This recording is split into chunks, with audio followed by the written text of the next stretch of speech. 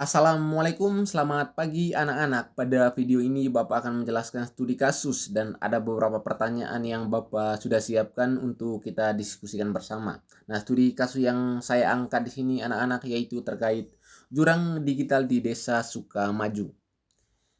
Selebihnya kita diskusi yaitu studi kasusnya di Desa Sukamaju terletak di wilayah Posok yang hanya berjarak 50 km dari pusat kota administrasi. Nah, meskipun secara geografi tidak terlalu jauh dan terdapat ketimpangan dalam konteks akses pendidikan.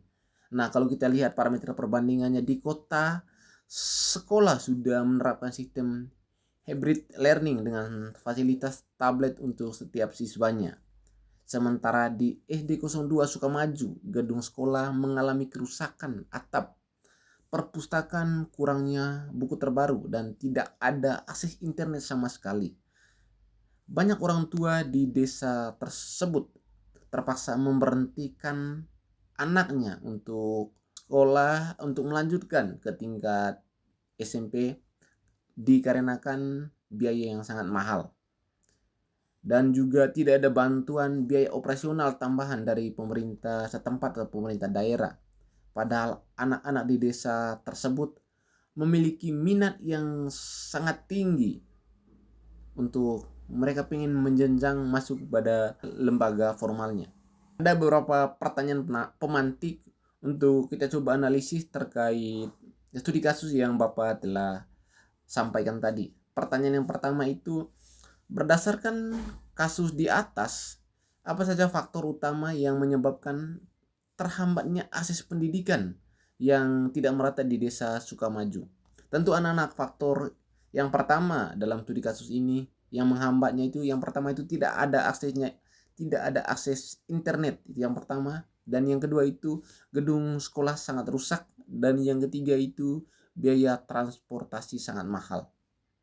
Kaitkan dengan konstitusi, jika dikaitkan dengan pasal 31 ayat 1 dan ayat 2 di Undang-Undang 1945, apakah situasi di Desa Sukamaju dikategorikan sebagai pelanggaran konstitusi? Coba bisa dijelaskan. Itu pertanyaan yang kedua anak-anak. Nah, tentu dalam analisis ini tentu sudah jelas ini termasuk dalam pelanggaran hak konstitusional dikarenakan sudah jelas di konstitusi tersebut. Jika pemerintah tidak melaksanakan apa yang menjadi perintah konstitusi, berarti mereka itu pengkhianat terhadap konstitusi dan pelanggaran terhadap konstitusi juga. Itu jawaban singkat anak-anak, lebihnya nanti kita diskusi. Nah, jika dikaitkan juga dengan pengambilan kebijakan pemerintah daerah, langkah apa yang akan dilakukan untuk menyeimbangi kualitas pendidikan antara pusat dan desa di Sukamaju dalam studi kasus tersebut? Tentu yang pertama itu harus ada namanya solusi yang strategis, yaitu solusi yang strategis yang kita mau bangun di sini tentu harus adanya pengadaan internet tadi, karena ini yang menjadi hambatan tadi untuk membangunnya dari seluruh pembangunan infrastruktur dan fasilitas yang menjadi kebutuhan di lembaga formal. Dan yang kedua itu peningkatan sarana dan transportasi. Dan yang keempat, apa dampak sosial dan ekonomi yang akan terjadi pada bangsa Indonesia masa depan jika ketimpangan akses pendidikan seperti ini terus dibiarkan. Nah, ketika pemerintah tidak menyimbangi apa yang menjadi kebutuhan rakyat, tentu hambatan itu pasti ada namanya peningkatan pengangguran. Itu yang pertama. Dan yang kedua itu kesulitan SDM yang berkualitas anak-anak. Mungkin sekian yang Bapak saya sampaikan dalam video ini.